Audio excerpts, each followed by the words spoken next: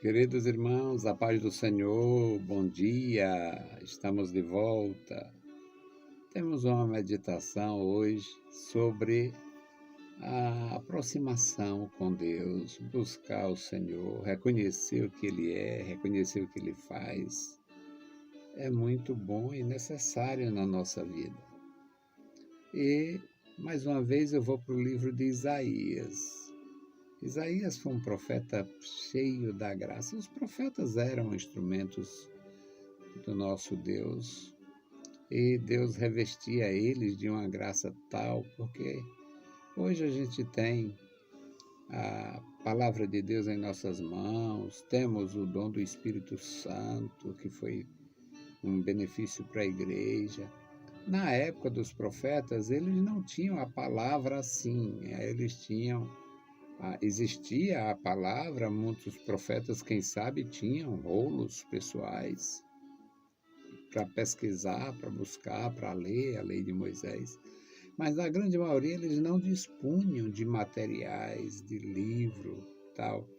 Então, a comunicação era através do Espírito, vinha a ele aquela mensagem do Espírito, e eles produziam. E pelo fato do Espírito Santo estar usando eles para entregar digamos, uma nova mensagem, fazia com que eles lembrassem daquela mensagem aprendida, porque todo judeu era instruído desde a infância. Resultado, os profetas eram cheios da graça, cheios do conhecimento e sabiam muito bem associar situações com aquilo que eles experimentavam, né? Então, nós vamos ver aqui o profeta Isaías expressando mais uma vez a sua fé, a sua comunhão com Deus e reconhecendo a falha da sua geração. Então, Isaías 26, 12 até o 16, nós vamos ver aqui o profeta de Deus falando a sua experiência e a experiência dos outros, a experiência alheia, por falta de graça.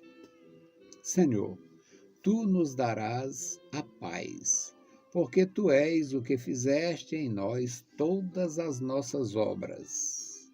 Ó Senhor nosso Deus, outros senhores têm dominado sobre nós, porém por ti só nos lembramos de teu nome. Morrendo eles, não tornarão a viver.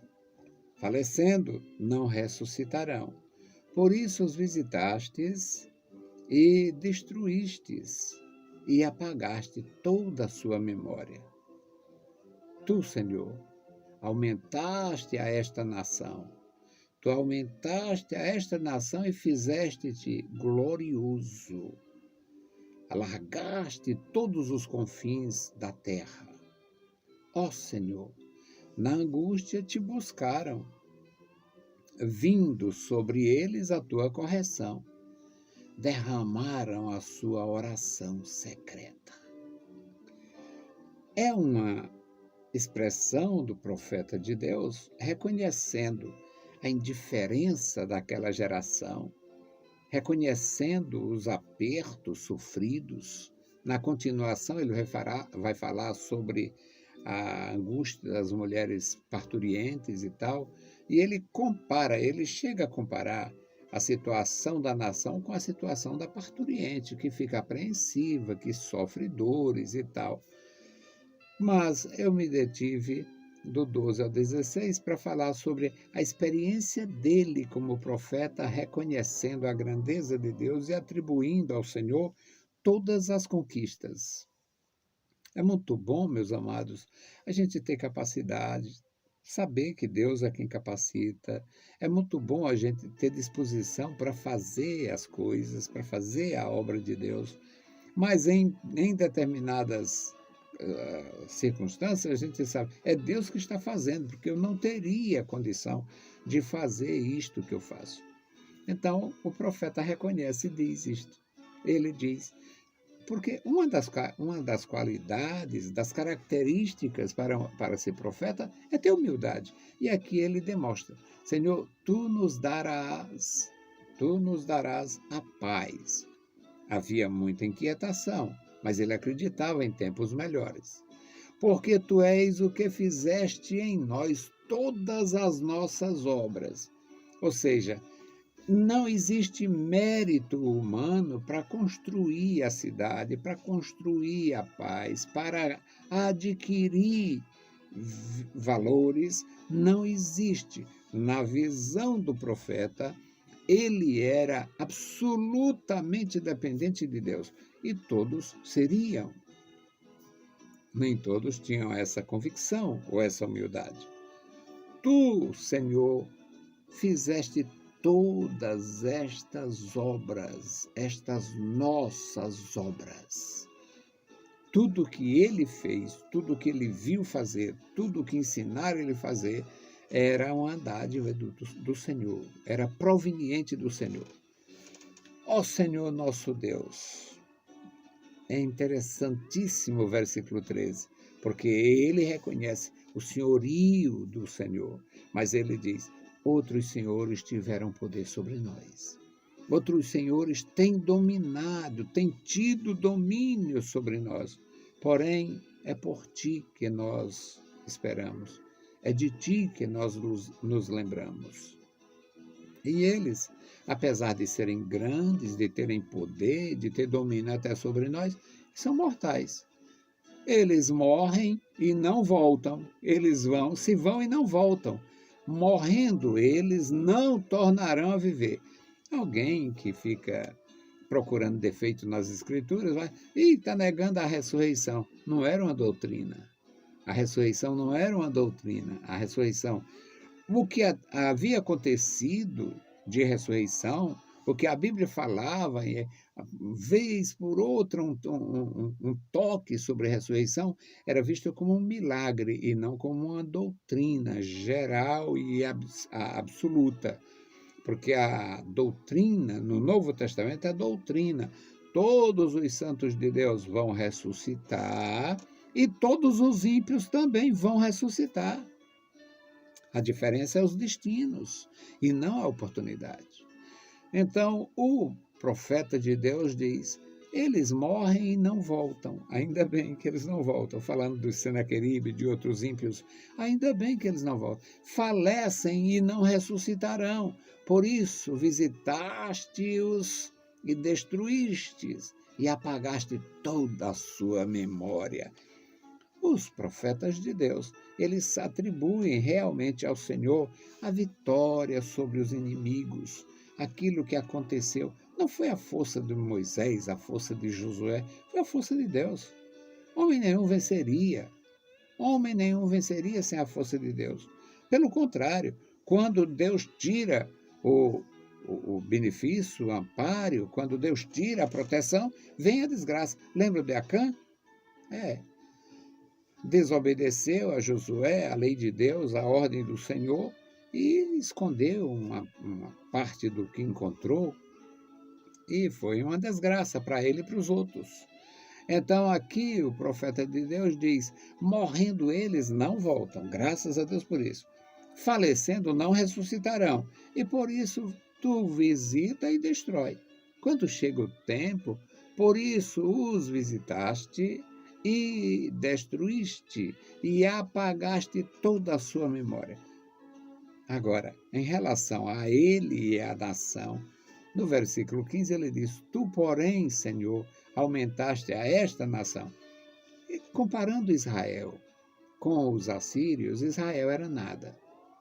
Comparando Israel com os sírios, Israel era nada. Comparando Israel com os egípcios, Israel era nada. Ou seja, Israel para os egípcios estaria como um bairro para a nossa cidade. Israel para a Síria ou para Síria, Israel para a Babilônia era nada, era chamado de província mesmo, era uma província sem força. Não tinha um vasto território, não tinha vasta terra agriculturável, não tinha o domínio do mar, não tinha metalurgia, que era a força da antiguidade. Israel era praticamente nada, mas o profeta atribui ao Senhor a sobrevivência. Tu, Senhor, aumentaste a esta nação, tu aumentaste a esta nação e fizeste-te glorioso. As conquistas daquela nação, as conquistas que ele conhecia, são atribuídas ao Senhor. Tu aumentaste esta nação e fizeste-te glorioso, alargaste todos os confins da terra. Essa questão de alargar os confins da terra pode ser uma referência às conquistas posteriores, quando eles conquistaram a terra de Gileade, hoje colinas do Golã, que era o Ramote de Gileade, umas terras que em determinadas épocas eram terra de ninguém. E Israel conquistou aquela terra. E ele diz aqui, tu alargaste todos os confins da terra. A nação tinha conquistado, tinha aumentado sua área territorial, tinha mudado as fronteiras, e isto era absolutamente coerente quando se fazia na guerra.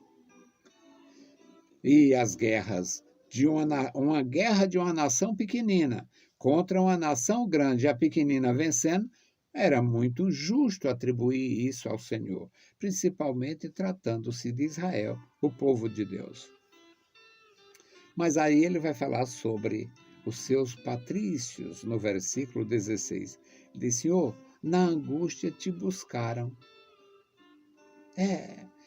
Só tem uma forma deles te buscar. Na angústia te buscaram. Vindo sobre eles a angústia como uma correção, aí eles vão se esconder para orar. Derramaram a sua oração secreta. Meus amados irmãos, é maravilhoso aprender com os profetas de Deus, os servos de Deus. E para nós, exemplos do Antigo e do Novo Testamento. Não é bom, eu não faço, não faria. Graças ao meu Deus, eu sempre nunca fui um crente tão que eu gostaria de ser.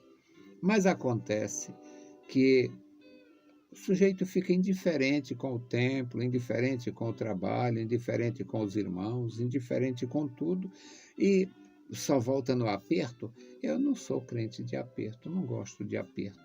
Então, é bom servir o Senhor, louvar o Senhor, bendizer o Senhor, amar o seu povo, expressar isto de uma forma digna e coerente, mostrar isso com atitudes, com serviço, com companheirismo, e não esperar o açoite, esperar a correção para ir se esconder e orar, choramingar.